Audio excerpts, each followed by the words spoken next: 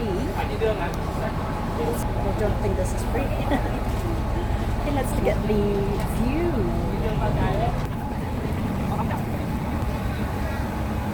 Definitely feels really quaint. 30-minute train journey. Okay, so my local friends told me to do this. I wasn't planning to do this, but yesterday as I left Ho Chi Minh, they said, don't forget to take the train.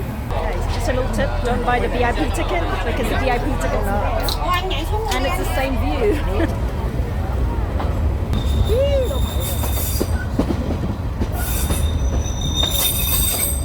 Nothing like a train journey to get you back into your childhood.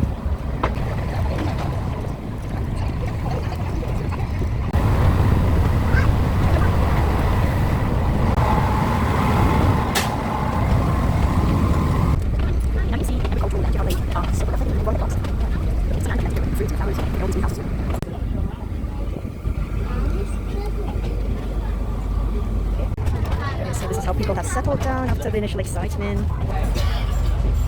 Here, time to get off. This is what it looks like. So you go return? Return? Okay, try 55, you must come back. Oh, okay.